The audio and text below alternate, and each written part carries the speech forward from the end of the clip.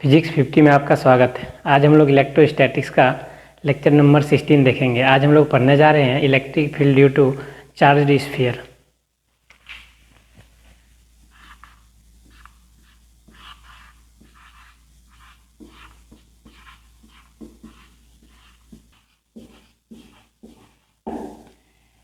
Electric field due to charged sphere, इसमें चार part है। पहला आपका होलो कंडक्टिंग स्फीयर, दूसरा होलो नॉन कंडक्टिंग या डाइलेक्ट्रिक स्फीयर, तीसरा है सॉलिड कंडक्टिंग स्फीयर और फोर्थ है सॉलिड नॉन कंडक्टिंग स्फीयर। पहला तीन केस में होलो कंडक्टिंग, होलो नॉन कंडक्टिंग और सॉलिड कंडक्टिंग स्फीयर के केस में टोटल चार्ज जो है स्फीयर के सरफेस पे होता है, इसलिए तीनों डेरिवेशन एक जैसा ही होगा और तीनों का रिजल्ट भी सेम होगा। तो ये तीनों हम लोग पहला, दूसरा और तीसरा एक डेरिवेशन में देखेंगे और ये फोर्थ वाला अलग से देखेंगे। क्योंकि देखिए होलो वाला तो हम लोग को समझ में आता है। होलो के केस में टोटल चार्ज जो है सरफेस पे होगा, क्योंकि अंदर में कोई मटेरियल नहीं है, तो चार्ज कहाँ पे रहेगा? सरफेस पे रहेगा। लेकिन सॉलिड कंडक्टिंग स्फीयर के केस में क्या होता है, टोटल चार्ज जो है अंदर वाला चार्ज भी रिसाइड्स करके सरफेस पे आ जाता है, इसलिए इन तीनों का रिजल्ट जो है आपका सेम होगा। पहले हम लोग एक स्फीयर बना लेते हैं। इस स्फीयर का रेडियस कैपिटल आर है और इस स्फीयर पे क्यू चार्ज दिया गया है। अब आपको सेंटर से आर डिस्टेंस पे एक पॉइंट पी है, इस पॉइंट पे आपको इलेक्ट्रिक फील्ड फाइंड आउट करना है। इसके लिए हम लोग क्या करेंगे, एक गॉसियन सरफेस बनाएंगे। तो कैसा गॉसियन सरफेस होना चाहिए? एक स्फीयर है तो स्फीयर को पूरी तरह ढकने के लिए क्या चाहिए? एक बड़ा सा स्फीयर चाहिए।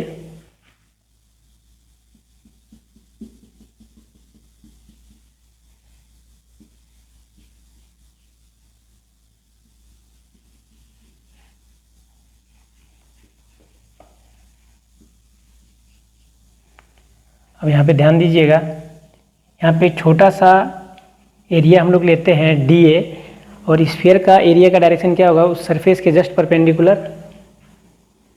तो इसका डायरेक्शन इधर हो जाएगा। एरिया वेक्टर ले लिए हम लोग डी ए। अब यहाँ पे ध्यान दीजिएगा, ये पॉजिटिव चार्ज है, तो पॉजिटिव चार्ज से इलेक्ट्रिक फील्ड क्या होता है? रेडियली आउटवर्ड होता है, तो इसका डायरेक्शन भी इधर ही होगा। अब यहाँ पे ध्यान दीजिएगा, किसी भी पॉइंट पे आप देखिए, इस पॉइंट पे भी लीजिए, तो यहाँ भी इलेक्ट्रिक फील्ड का डायरेक्शन बाहर की ओर होगा और एरिया वेक्टर का भी डायरेक्शन बाहर की ओर।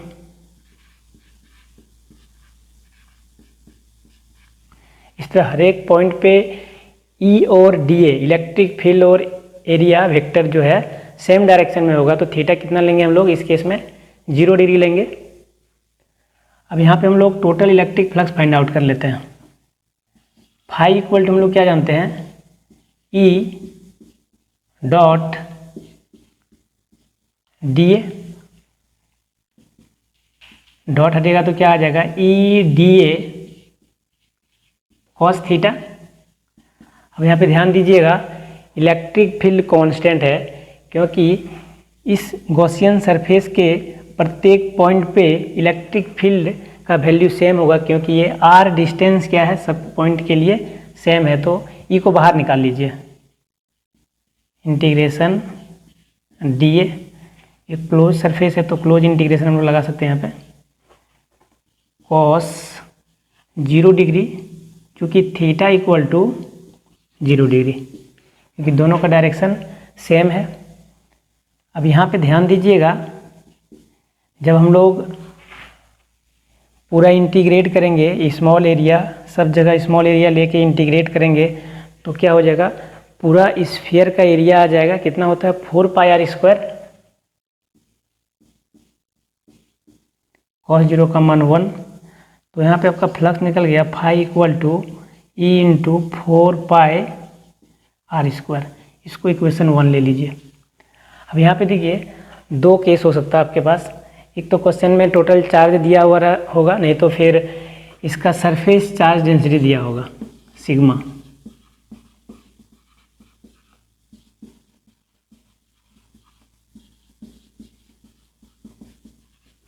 तो पहले हम लोग चार्ज वाला समझते हैं, फिर सरफेस चार्ज डेंसिटी के केस में कैसे सॉल्व करेंगे वो देखेंगे। तो सबसे पहले गॉस लॉ लगाते हैं।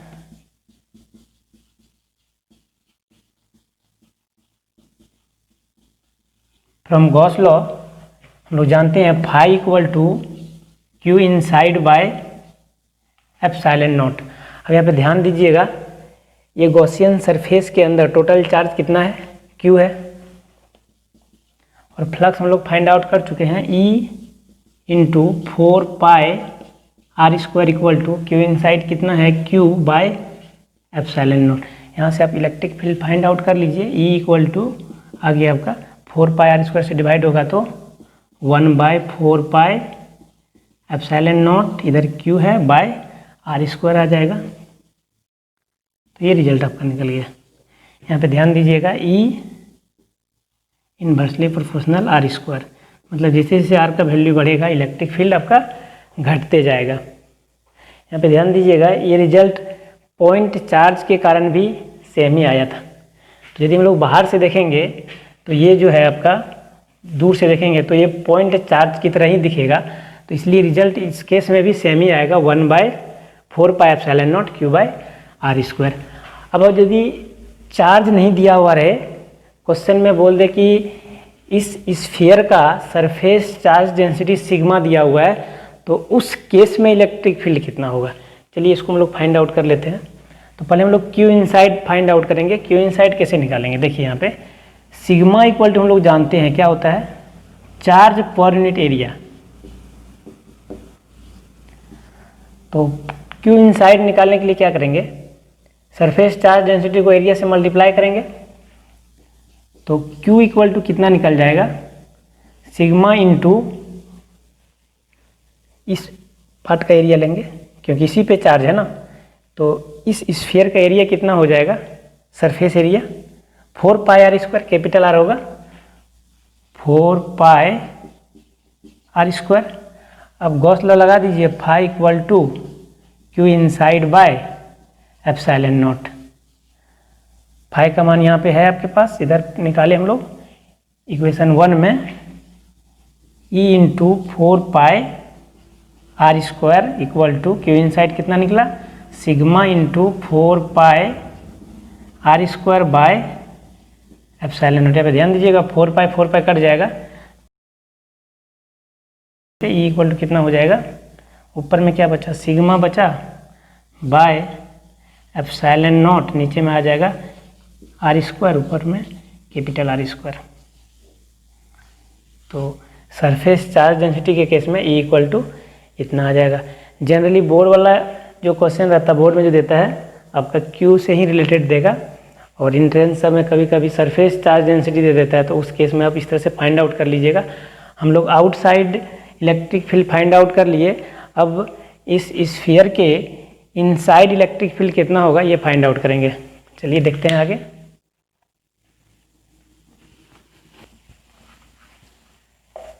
फिर से एक स्फीयर बनाइए, इस पे चार्ज आपका क्यू दिया हुआ है,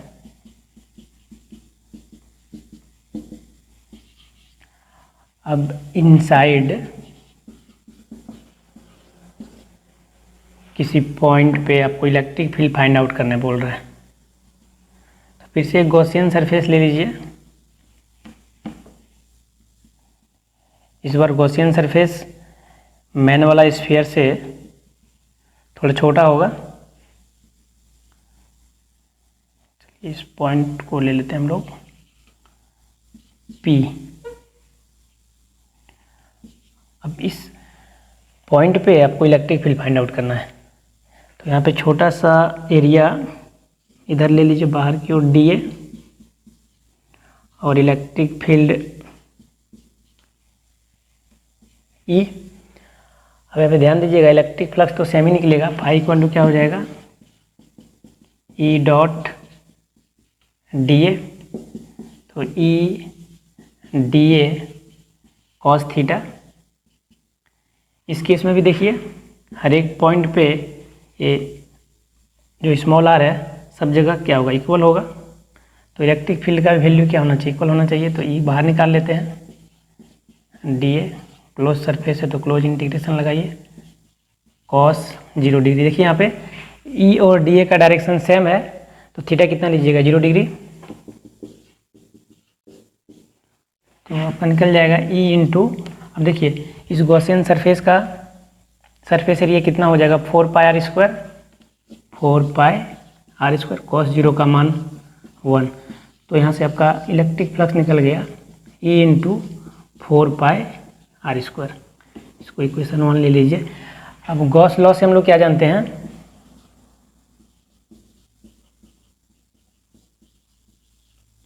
गॉस लॉ से जानते हैं phi equal to Q inside by epsilon not. अब यहाँ पे ध्यान दीजिएगा, ये आपका जो होलो कंडक्टिंग स्फीयर है या फिर होलो नॉन कंडक्टिंग स्फीयर है या सॉलिड कंडक्टिंग स्फीयर है, सब चार्ज कहाँ रहता है, सरफेस पे रहता है, अंदर में कोई चार्ज रहता नहीं है। तो क्यू इनसाइड क्या हो जाएगा इस गॉसियन सरफेस के लिए, क्यू इनसाइड 0 होगा क्योंकि कोई चार्ज यहाँ पे नहीं है, सब चार्ज सरफेस पे है, तो क्यू इनसाइड यहाँ पे हम लोग 0 लेंगे। तो फाई पुट कर दीजिए कितना है E into 4πr² equal to Q inside 0 by epsilon not. तो ई कितना निकल गया 0 निकल गया। तो तीनों के केस में होलो कंडक्टिंग हो या होलो नॉन कंडक्टिंग हो या सॉलिड कंडक्टिंग स्फीयर हो तो इलेक्ट्रिक फील्ड स्फीयर के अंदर 0 होता है। इसके बाद हम लोग एक लास्ट जो बच गया था फोर्थ वाला, electric field due to solid non conducting sphere, उस केस में कितना इलेक्ट्रिक फील्ड होगा ये फाइंड आउट करेंगे।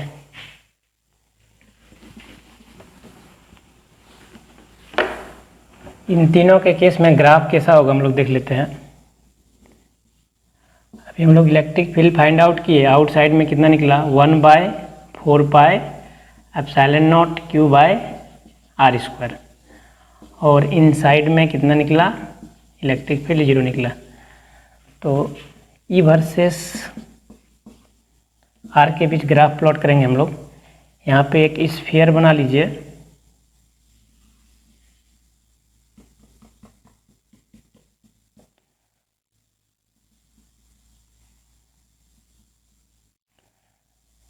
ये वाला इसका रेडियस है,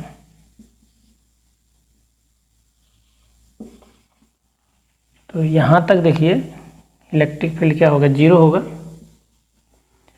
उसके बाद इसका सरफेस पे इलेक्ट्रिक फील्ड मैक्सिमम होगा, फिर जैसे जैसे हम लोग सरफेस से दूर जाएंगे इलेक्ट्रिक फील्ड घटते जाएगा, क्योंकि यहाँ पे देखिए ई आपका इन्वर्सली प्रोपोर्शनल r²। जैसे जैसे सरफेस से r का वैल्यू बढ़ेगा तो इलेक्ट्रिक फील्ड आपका डिक्रीज करेगा। तो यहाँ से इलेक्ट्रिक फील्ड कुछ इस तरह से होगा।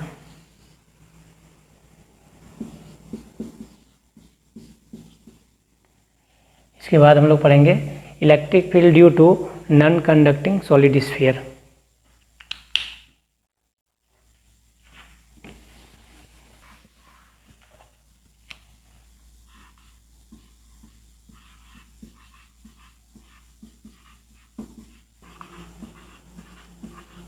Electric field due to solid non conducting sphere. अब हम लोग सॉलिड नॉन कंडक्टिंग स्फीयर के कारण इलेक्ट्रिक फील्ड फाइंड आउट करने सीखेंगे।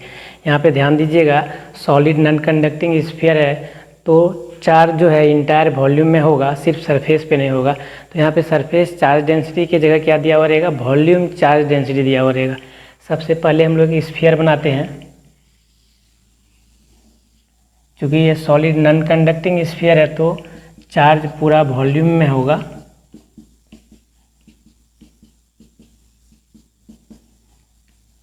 इस स्फीयर का रेडियस कैपिटल R है।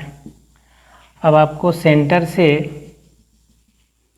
R डिस्टेंस पे एक पॉइंट P है, इस पॉइंट पे आपको इलेक्ट्रिक फील्ड फाइंड आउट करना है। तो एक गॉसियन सरफेस ले लीजिए,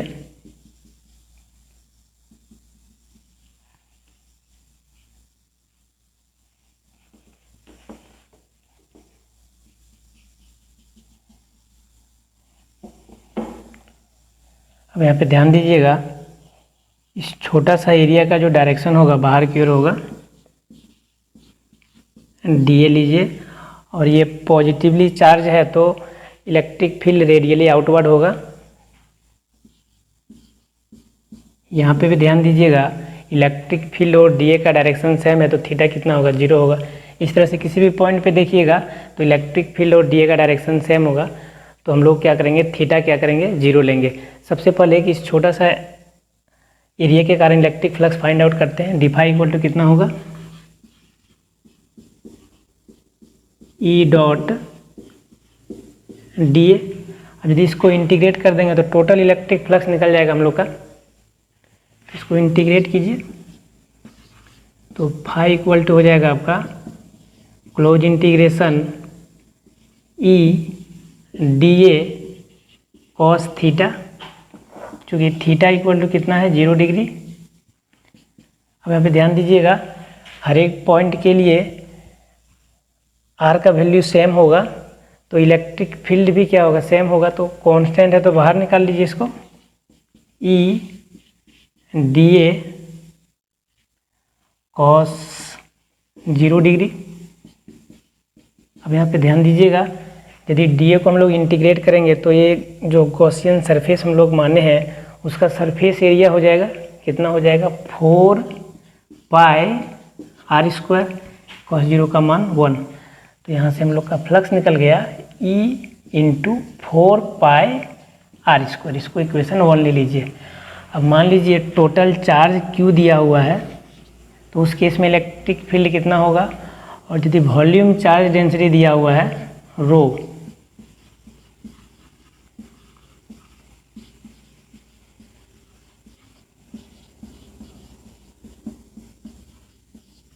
तो वॉल्यूम चार्ज डेंसिटी के केस में इलेक्ट्रिक फील्ड का टर्म क्या होगा वो देखेंगे। सबसे पहले चार्ज वाला केस देखते हैं।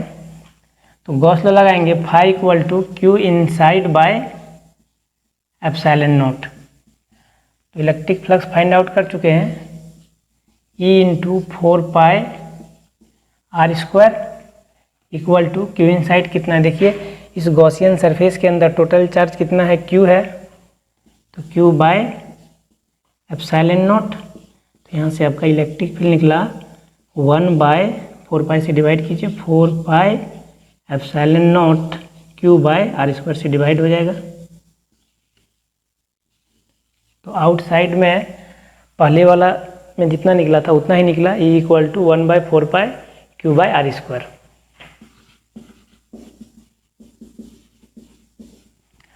अब यहाँ पे ध्यान दीजिएगा, यदि टोटल चार्ज क्यू नहीं दिया हुआ रहे, वॉल्यूम चार्ज डेंसिटी दिया हुआ रहेगा, मतलब 1 मीटर क्यूब में जो चार्ज है वो दिया हुआ है, वॉल्यूम चार्ज डेंसिटी रो दिया हुआ है, तो उस केस में आप इलेक्ट्रिक फील्ड कैसे फाइंड आउट कीजिएगा। तो हम लोग जानते हैं रो इक्वल टू होता है Q by V, charge per unit volume. यहाँ पे ध्यान दीजिए, रो को यदि वॉल्यूम से मल्टीप्लाई करें तो क्या निकल जाएगा, टोटल चार्ज निकल जाएगा। चलिए निकाल लेते हैं टोटल चार्ज हम लोग। तो Q इक्वल टू कितना हो जाएगा, रो इंटू कौन सा वॉल्यूम लीजिएगा, ये वाला वॉल्यूम लीजिएगा ना, क्योंकि इसी के अंदर टोटल चार्ज है। तो इसका वॉल्यूम कितना हो जाएगा, 4/3 pi R cube, capital R लीजिएगा यहाँ पे, 4/3 पाई कैपिटल आर क्यूब। तो टोटल चार्ज निकल गया। अब हम लोग गॉस लॉ लगाते हैं, phi equal to Q inside by epsilon not.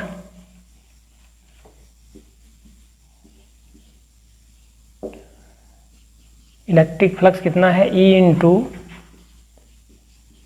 4 pi R square equal to Q inside कितना निकला हम लोग का, रो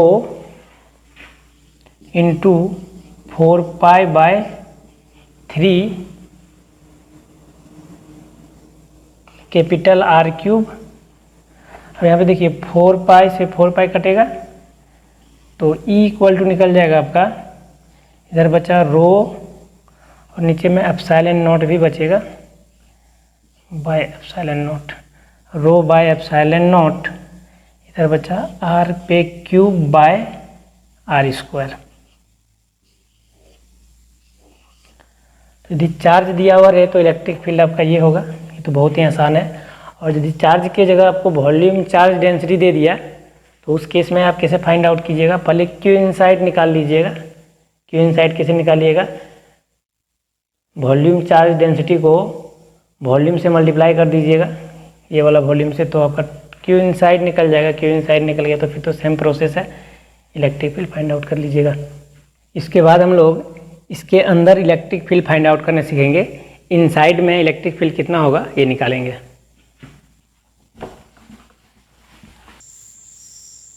यहाँ पे ध्यान दीजिए 3 भी बचा हुआ है नीचे, 3 भी होगा, यानी E इक्वल टू हो जाएगा rho R cube by 3 epsilon not R square.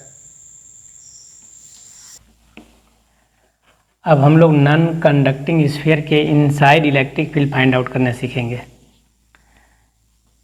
क्योंकि नॉन कंडक्टिंग स्फीयर है तो चार्ज जो है इंटायर वॉल्यूम में होगा। इस स्फीयर का रेडियस कैपिटल आर है।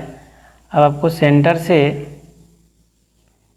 स्मॉल आर डिस्टेंस पे एक पॉइंट है, उस पे इलेक्ट्रिक फील्ड फाइंड आउट करना है। तो फिर से उस पॉइंट से होते हुए गॉसियन सरफेस बनाइए।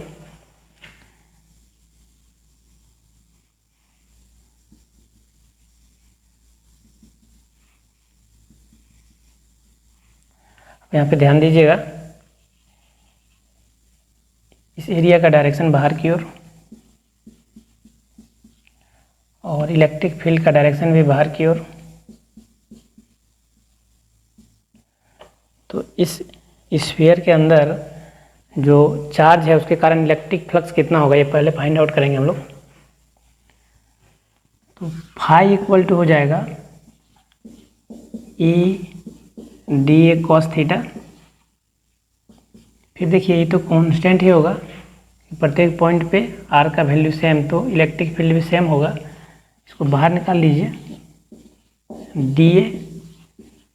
फिर देखिए ई और डी ए का डायरेक्शन सेम है, 0 डिग्री लीजिए,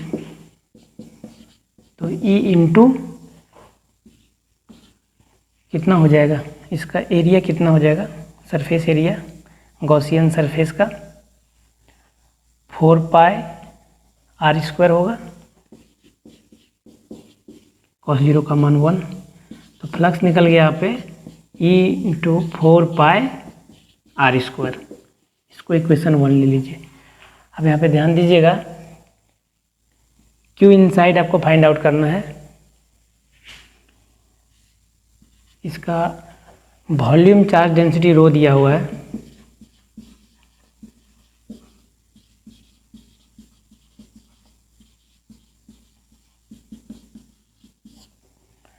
तो हम लोग जानते हैं rho equal to Q by V. तो क्यू इनसाइड कितना हो जाएगा, ये जो गॉसियन सरफेस हम लोग कंसीडर किए हैं उसके अंदर वाला चार्ज ही लेंगे सिर्फ। तो 1 मीटर क्यूब में कितना चार्ज है, रो। 2 मीटर क्यूब में कितना चार्ज है, 2 रो। सिमिलरली भी वॉल्यूम में कितना होगा, भी इंटू रो हो जाएगा। मतलब रो इंटू भी करेंगे तो टोटल चार्ज निकल जाएगा हम लोग का। तो रो इंटू ये वाला वॉल्यूम कितना होगा, 4/3 pi R cube. Q inside निकल गया, इलेक्ट्रिक फ्लक्स भी निकल गया। गॉस लॉ लगा दीजिए।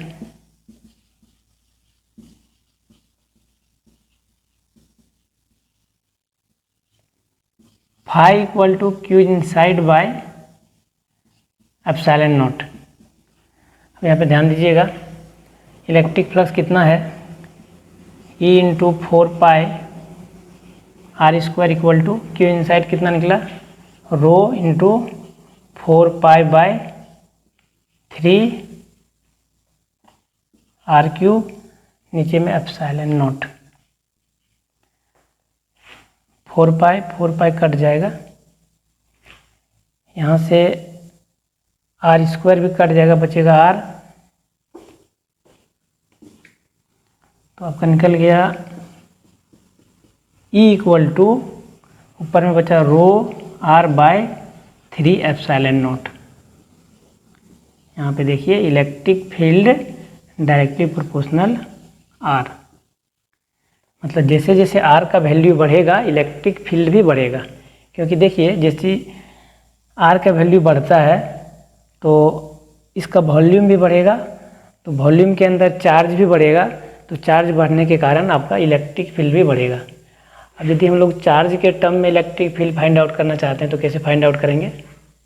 यदि क्वेश्चन में चार्ज दिया हुआ है, टोटल चार्ज क्यू दिया हुआ है, तो यहाँ पे देखिए रो इक्वल टू हम लोग जानते हैं क्यू बाय भी, तो रो इक्वल टू क्यू बाय भी क्या लीजिएगा? पूरा वॉल्यूम लीजिएगा। इसका पूरा वॉल्यूम कितना हो जाएगा? 4/3 पाई कैपिटल आर क्यूब। अब यहाँ पे हम लोग के पास है rho equal to Q by 4 pi R Q by 3। इस वैल्यू को यदि इस फॉर्मूला में पुट कर देंगे तो क्यू के टर्म में निकल जाएगा, कितना निकलेगा? ई इक्वल टू, पुट कीजिए, Q by 4 pi by 3 R cube, और ऊपर में क्या है? आर है, बाय 3 एप्सिलॉन नॉट। यहाँ देखिए 3 से 3 कट जाएगा, फिर आपका और कुछ कटेगा? नहीं कटेगा कुछ, तो E इक्वल टू निकल गया Q, ये 4 पाई और एप्सिलॉन नॉट को एक साथ लिख दीजिए, 1/4 pi epsilon naught R by, नीचे में हो जाएगा R cube. E equal to निकल गया आपका 1/4 pi epsilon naught Q R by R cube. एक और तरीका से हम लोग Q इनसाइड फाइंड आउट कर सकते हैं। देखिए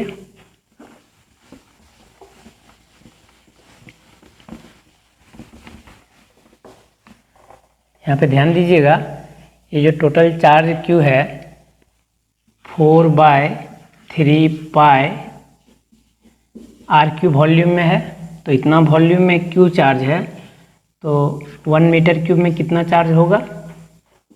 Q बाय 4 पाई बाय 3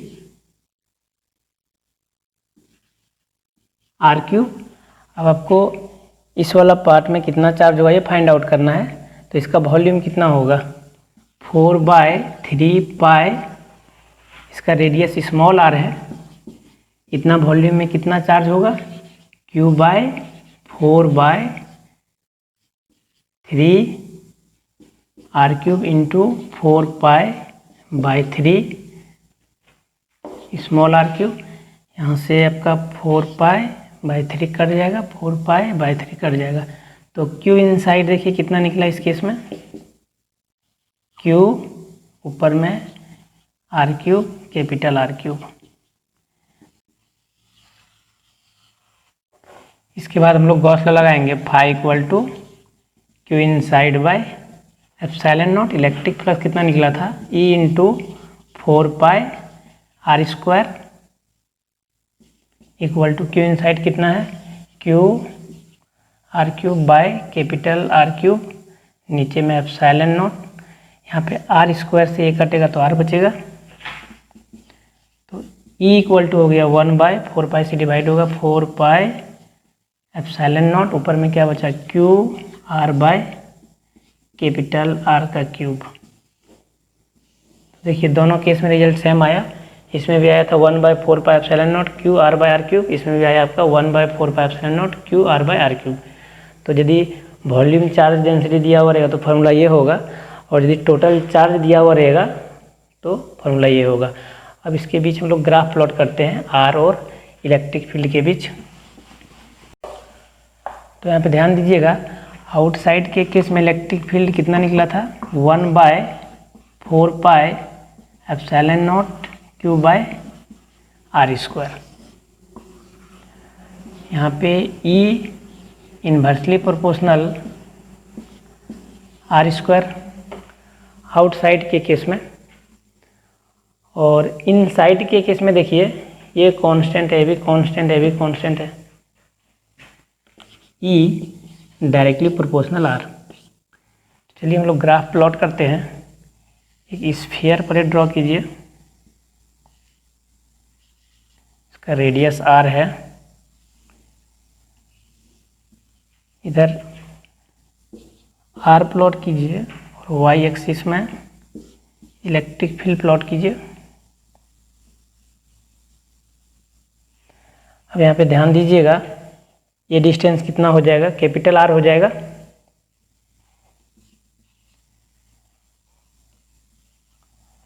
तो इनसाइड में इलेक्ट्रिक फील्ड जो है, जैसे जैसे डिस्टेंस बढ़ेगा, जैसे जैसे स्मॉल आर बढ़ेगा, इलेक्ट्रिक फील्ड भी बढ़ेगा। तो ग्राफ कुछ इस तरह से आएगा। लेकिन जैसे ही हम लोग इस स्फीयर से बाहर आएंगे तो इलेक्ट्रिक फील्ड आपका डिक्रीज करना शुरू करेगा। यहाँ पे देखिए ई क्या है, इनवर्सली प्रोपोर्शनल आर स्क्वायर। तो इसका ग्राफ कुछ इस तरह से आ जाएगा।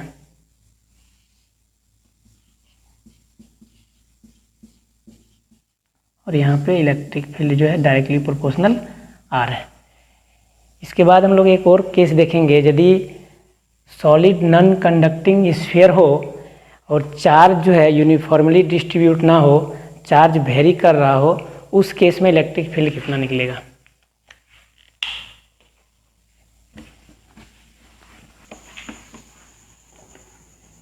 Electric field due to solid non conducting sphere. इस सॉलिड नॉन कंडक्टिंग स्फीयर में चार्ज डिस्ट्रीब्यूशन यूनिफॉर्म नहीं है, नॉन यूनिफॉर्म है।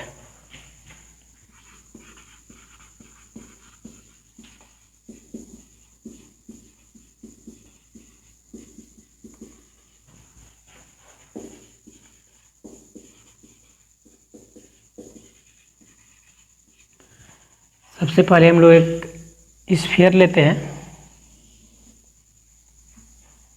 चूँकि नॉन कंडक्टिंग सॉलिड स्फीयर है तो चार्ज पूरा वॉल्यूम में होगा। इसका रेडियस दिया हुआ है कैपिटल आर। अब आपको इसके inside electric field find out करना है। आउटसाइड फाइंड आउट करना तो बहुत आसान है, इनसाइड पहले हम लोग देखते हैं।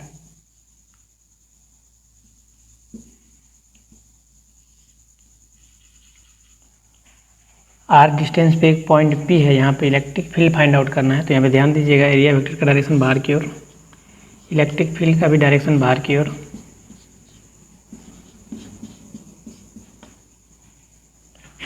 तो इलेक्ट्रिक फ्लक्स कितना हो जाएगा, phi equal to E D A cos theta.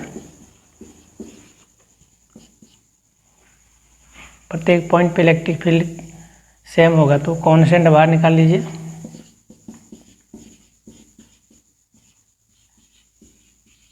Zero degree होगा क्योंकि ई और डी ए का डायरेक्शन सेम है, क्योंकि theta equal to 0 degree. E into पूरा कितना हो जाएगा एरिया इसका, इंटीग्रेट कीजिएगा तो 4 पाई आर स्क्वायर। कॉस 0 का मान 1, फाई इक्वल टू निकल गया E into 4 pi R square. इसको इक्वेशन 1 ले लीजिए। यहाँ पे ध्यान दीजिएगा, चार्ज डिस्ट्रीब्यूशन नॉन यूनिफॉर्म है, मतलब स्फीयर के अंदर जो चार्ज है वो यूनिफॉर्मली डिस्ट्रीब्यूट नहीं है, वो चेंज कर रहा है, वेरी कर रहा है आर के साथ। यहाँ पे दिया हुआ volume charge density rho naught into R. तो यहाँ पे हम लोग टोटल चार्ज कैसे फाइंड आउट करेंगे, हम लोग जानते हैं रो इक्वल टू क्या होता है, क्यू बाय वी। तो चार्ज निकालने के लिए हम लोग क्या करेंगे, वॉल्यूम चार्ज डेंसिटी को वॉल्यूम से मल्टीप्लाई करेंगे तो चार्ज निकल जाएगा। लेकिन यहाँ पे ध्यान दीजिएगा, एक समस्या है कि यहाँ पे रो की जगह क्या लेंगे हम लोग, रो नॉट इंटू आर लेंगे तो गलत हो जाएगा। क्योंकि यहाँ पे देखिए, जब इस पॉइंट पे देखेंगे तो वॉल्यूम चार्ज डेंसिटी अलग होगा, इस पॉइंट पे देखेंगे तो वॉल्यूम चार्ज डेंसिटी अलग होगा। हर एक पॉइंट पे वॉल्यूम चार्ज डेंसिटी आपका डिफरेंट होगा। तो इसके लिए क्या करेंगे, हम लोग अलग से चार्ज पहले फाइंड आउट कर लेंगे। तो ये जो गॉसियन सरफेस हम लोग माने हैं, यहाँ पे कंसीडर किए हैं, उसको बाहर निकाल लेते हैं।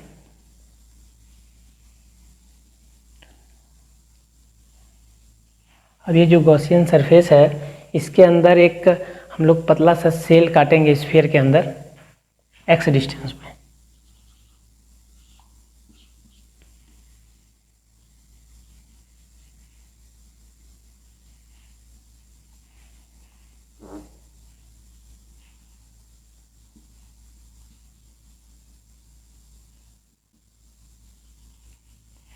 इस सेल का जो मोटाई है वो dx है।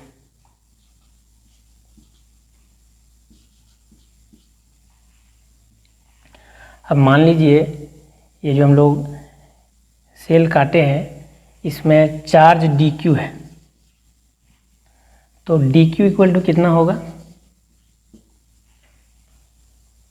जो आपका वॉल्यूम चार्ज डेंसिटी है रो इनटू ये जो हम लोग सेल काटे हैं उसका वॉल्यूम लेंगे इनटू dv।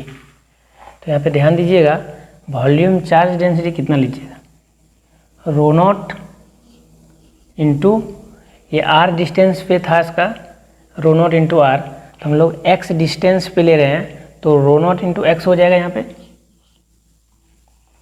बस यहाँ से क्या किए, सेंटर से x डिस्टेंस पे एक पतला सा सेल काट लिए, उस सेल में कितना चार्ज होगा वो फाइंड आउट करेंगे पहले हम लोग। तो इस सेल का वॉल्यूम कैसे फाइंड आउट करेंगे, तो इसका सरफेस एरिया को यदि dx से मल्टीप्लाई कर दें, जैसे मान लीजिए इसको आप स्फीयर कंसीडर कीजिए, तो ऊपर वाला जो सेल है उसका सरफेस एरिया को इस छिलका का जो मोटाई है उससे यदि मल्टीप्लाई कर दें उसको, तो इसका वॉल्यूम पता चल जाएगा हम लोग को। तो यहाँ पे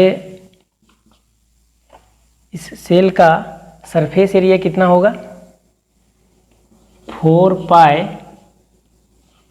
एक्स स्क्वायर, और इसका जो विड्थ है वो dx है इंटू dx। अब यहाँ पे ध्यान दीजिएगा ये जो हम लोग स्फेरिकल सेल यहाँ पे कंसीडर किए हैं उसको यदि बीचों बीच काट दिया जाए तो कुछ इस तरह से बन जाएगा। इसका सरफेस एरिया आपका निकला कितना, 4 पाई एक्स स्क्वायर, क्योंकि हम लोग जानते हैं स्फीयर का सरफेस एरिया कितना होता है, 4 पाई इंटू उसका रेडियस का स्क्वायर, और इस सेल का जो मोटाई है वो कितना है, dx है, इसका जो विड्थ है। तो हम लोग यदि सरफेस एरिया से उसका विड्थ को मल्टीप्लाई कर देंगे तो कितना निकल जाएगा, उसका वॉल्यूम निकल जाएगा। तो यहाँ पे हम लोग का निकल गया dv। अब यहाँ पे ध्यान दीजिएगा टोटल चार्ज आपको फाइंड आउट करना है इस गॉसियन सरफेस के लिए। तो कहाँ से कहाँ तक इंटीग्रेट करना पड़ेगा, x का वैल्यू कहाँ से कहाँ वेरी करेगा, 0 से लेके r तक वेरी करेगा।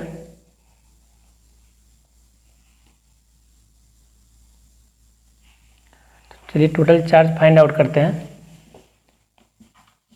Q equal to integration dq equal to rho naught x into 4 pi X square dx।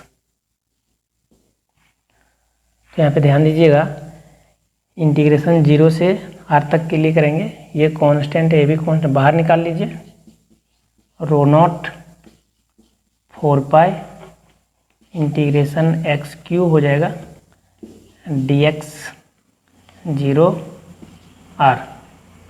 अब जब इंटीग्रेट करेंगे तो कितना हो जाएगा, rho nought 4 pi X to the power 4, जितना पावर उसमें ऐड कीजिएगा, बाय 4, 0 से r। यहाँ पे देखिए 4 पाई कट जाएगा, तो Q इक्वल टू निकल गया आपका रो पाई, यहाँ पे वैल्यू पुट कीजिए, r to the power 4, total charge निकल गया। और हम लोग के पास है electric flux phi equal to E naught into 4 pi R square. हम लोग गॉस का नियम लगाते हैं यहाँ पे, Gauss law, phi equal to Q inside by epsilon not. तो फाई कितना है देखिए, E into 4 pi R square equal to Q inside कितना निकला, रो pi R to the power 4, नीचे में हो जाएगा एप्सिलॉन नॉट। यहाँ पे ध्यान दीजिएगा पाई से पाई कट जाएगा, आर स्क्वायर से आर स्क्वायर बचेगा यहाँ पे, तो ई इक्वल टू निकल गया rho R square by 4 epsilon nought. E equal to निकल गया आपका rho nought R square by 4 pi epsilon not. अब यदि हम लोग outside electric field find out करना चाहते हैं तो क्यू इनसाइड निकालने के लिए कहाँ से कहाँ तक इंटीग्रेट करेंगे, 0 से लेके कैपिटल आर तक इंटीग्रेट करेंगे। तो उस केस में क्यू इनसाइड कितना निकलेगा, आउटसाइड के लिए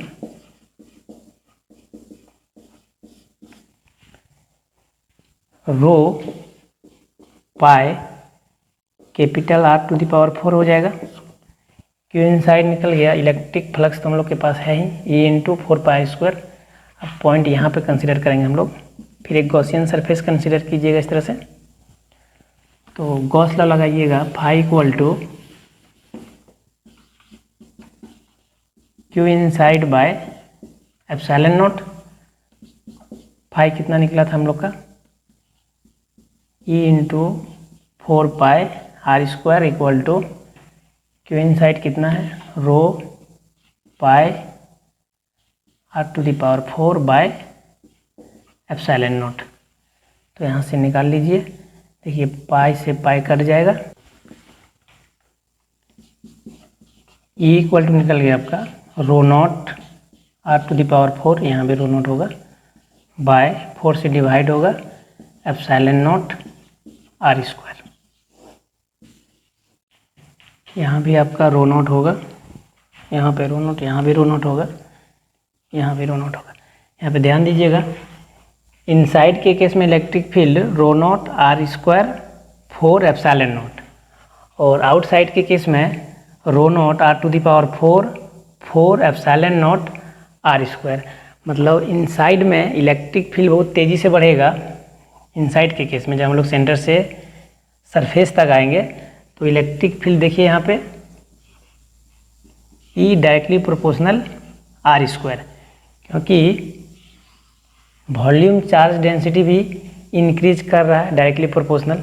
इसकी वजह से इनसाइड के केस में इलेक्ट्रिक फील्ड तेज़ी से बढ़ेगा, लेकिन जैसे ही सरफेस से हम लोग दूर जाएंगे तो इलेक्ट्रिक फील्ड डिक्रीज करना शुरू करेगा, इन्वर्सली प्रोपोर्शनल आर स्क्वायर। इसका ग्राफ कुछ इस तरह से होगा,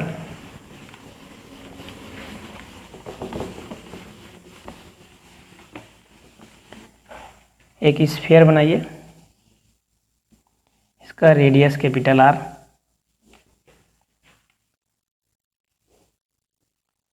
इधर आर को प्लॉट कीजिए, इधर इलेक्ट्रिक फील्ड को प्लॉट कीजिए।